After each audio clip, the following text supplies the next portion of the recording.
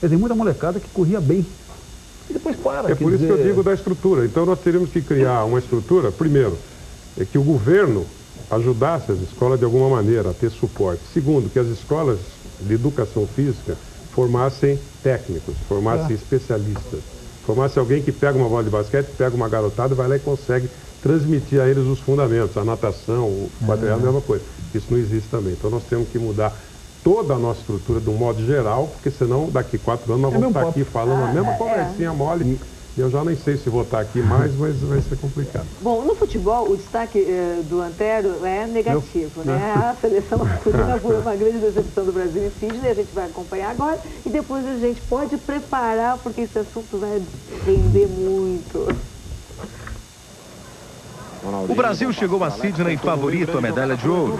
Estreou com vitória contra a Eslováquia, mas no segundo jogo apareceram os primeiros sinais do fracasso. Derrota para a África do Sul por 3-1. A primeira colocação do grupo só foi assegurada depois de uma vitória magra contra o Japão. Nas quartas de final, mais um time africano no caminho e mais uma decepção.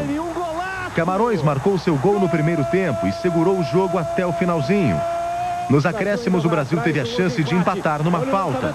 Antes da cobrança, Lúcio agrediu Roger e o capitão Alex apenas observou. E olha lá, o Lúcio deu uma cabeçada no Roger, o Roger meteu o dedo no rosto do Lúcio.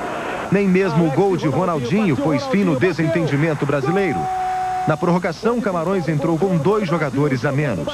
Sofreu pressão, continuou com a estratégia de fazer a chamada linha burra e deu certo. Só na prorrogação, o ataque brasileiro ficou 11 vezes impedido.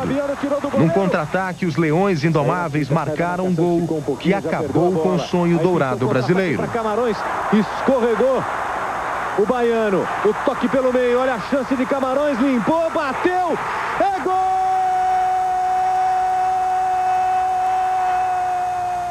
Sonho que virou realidade para Camarões. Nos pênaltis, derrotou a Espanha no final do torneio e levou a medalha que, mais uma vez, o Brasil deixou escapar. Sabe aqui. Meu amigo, e aí? E aí eu... A gente ri, né? Bom, a gente discutiu bastante a respeito de seleção brasileira e não só em Olimpíada, muito antes, muito tempo antes. Eu vou repetir aqui nesse nosso programa de encerramento uma coisa que eu falei na época que a situação estava bem complicada para o Brasil. Num determinado momento, muita gente passou a criticar o técnico, esse técnico da seleção, Vanderlei Luxemburgo. Aí aquela coisa que eu falei, até tá fácil chutar cachorro morto.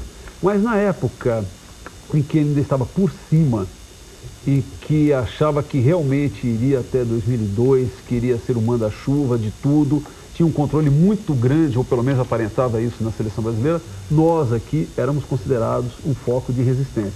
E eu digo nós, e isso também sem cabotinismo, sem puxar a sardinha para o nosso lado, nós mantivemos sempre uma postura crítica em relação ao trabalho do Luxemburgo. Como, aliás, de todos os treinadores, como, aliás, é a nossa postura em relação a todos os personagens do futebol. A gente não é a favor nem contra ninguém. No primeiro momento, quando em 98 o Luxemburgo foi escolhido como técnico da seleção, nós até consideramos justa a escolha, porque ele havia sido um técnico muito bom de clube, havia obtido sucesso, dirigindo equipes boas também, milionárias, que tinham jogadores de peso, mas ele soube dar padrão, esses times jogaram bem e foram campeões. Então se considerou adequada a indicação do Luxemburgo. Só que o Luxemburgo começou a frustrar a nossa expectativa esportiva, digamos assim, logo no começo do trabalho, quando a gente percebeu que o que ele fazia em clubes não era o que ele estava fazendo na seleção. Passou a jogar com 3 cabeças de área, futebol mais duro, e aí começamos a fazer críticas, restrições nesse aspecto. Depois começamos a apontar também desvios, digamos assim, no comportamento, nas funções do Luxemburgo, quando ele tentou fazer lobby em favor da CBF naquela questão da CPI da Nike, tentou monitorar a imprensa, acho que esse foi uma falha grave, com uma linguagem oca, mas que tinha um certo rudimento de neurolinguística, autoajuda, aquelas coisas, conseguiu, enfim, fascinar alguns setores da imprensa. Mas a gente sempre começou a ter uma postura mais distante, mais crítica. E fomos mostrando esses desvios no trabalho do Luxemburgo, que havia tido, eu repito, uma trajetória muito boa como treinador de clube.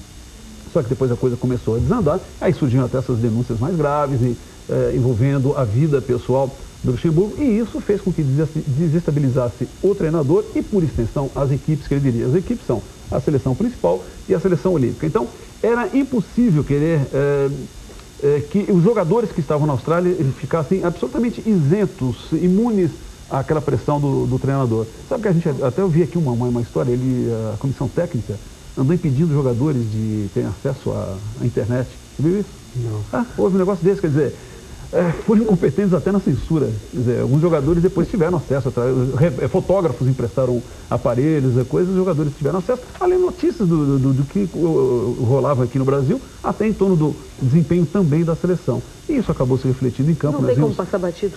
Não tem, eu até selecionei, falei, olha, para mim uma coisa que me chamou a atenção foi aquela discussão, esse lance, a cabeçada do Lúcio no Roger.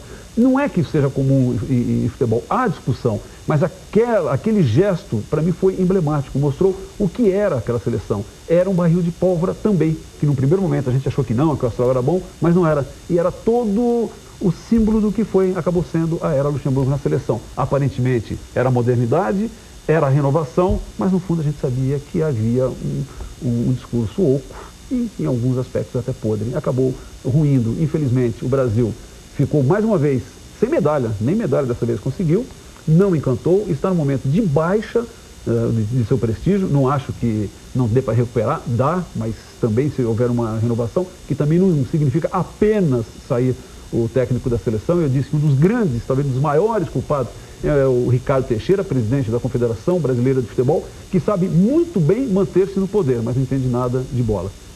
Mas, enfim, agora a mudança, deve vir um novo treinador, escolares, ou seja lá quem for, e a gente vai voltar de novo a ter esperanças, mas então, tomara que o técnico que venha tenha um discurso mais simples e um futebol mais prático.